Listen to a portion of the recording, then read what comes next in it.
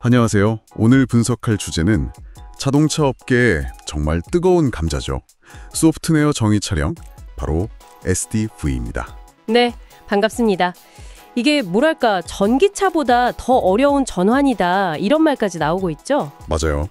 최신 자동차를 타봐도 왜 아직 스마트폰처럼 그렇게 빠릿빠릿한 소프트웨어 경험을 주지 못할까?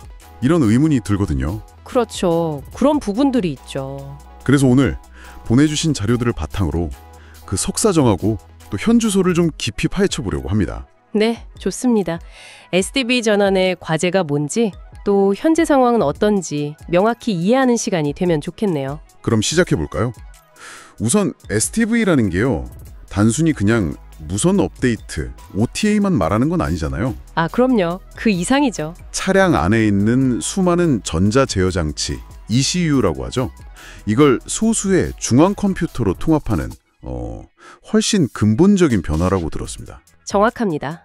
ECU가 예전엔 뭐 100개, 200개씩 들어갔는데 이걸 몇 개의 고성능 컴퓨터로 확 줄이는 거예요. 100개, 200개나요? 와. 네, 이게 단순히 부품수 줄이는 걸 넘어서요. 차량의 신경망 전체를 새로 설계하는 거나 마찬가지거든요. 아, 거의 운영체제를 새로 만드는 수준이군요. 그렇죠. 안전 시스템부터 인포테인먼트까지 전부 다요. 이렇게 되면 배선도 아주 간단해지고 더 중요한 건 역시 소프트웨어 업데이트죠. 업데이트 속도나 범위가 달라지겠네요. 혁신적으로 빨라집니다. 기능 개선이나 추가가 정말 용이해져요. 테슬라 모델 3 때 그 제동 성능 지적 나왔을 때 아, 기억나요. 며칠 만에 업데이트로 해결했었죠. 네, 바로 그거죠. 물론 단점도 있습니다. 초기에는 기능 안정성이 좀 부족하게 나올 수도 있다는 거. 아, 그럴 수 있겠네요. 일단 내놓고 개선하는 방식이 될 수도 있으니. 네. 근데 확실히 통합하면 업데이트는 정말 쉬워지는 거죠.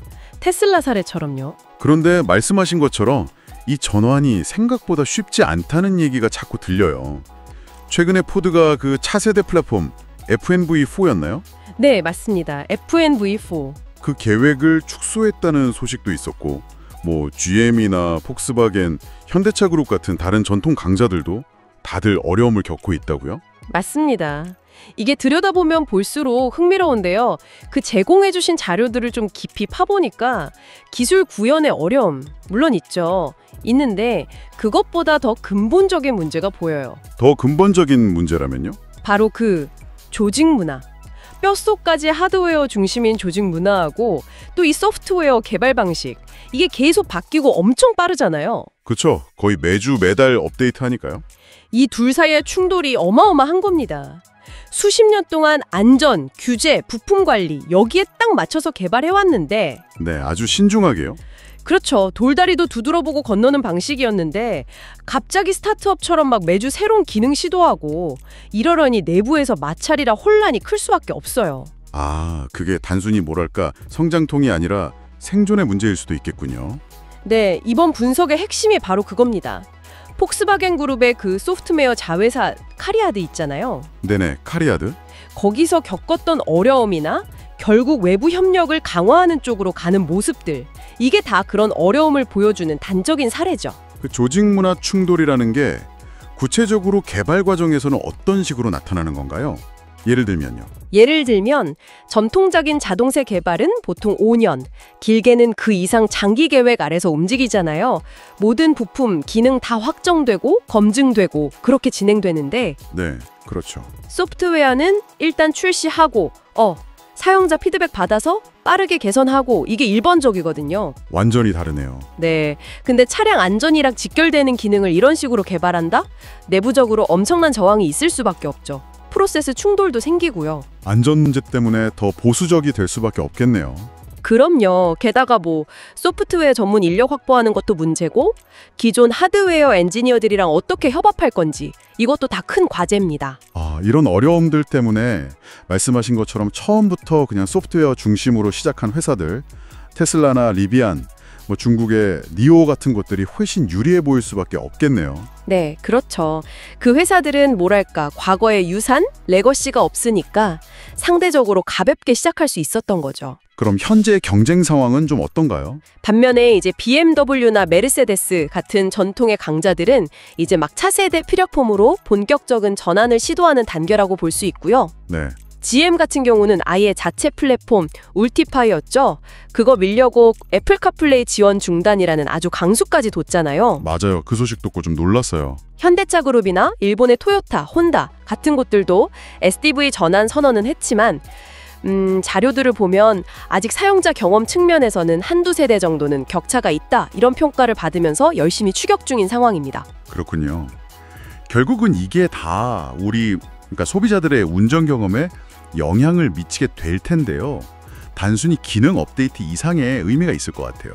물론입니다. 당장은 내 차가 시간이 지나도 계속 새 기능을 얻고 성능이 좋아지는 경험을 하시게 될 거고요. 그 자체만으로도 좋죠. 네. 근데 더 나아가면 예를 들어 정비소 가는 횟수가 줄어들 수도 있어요.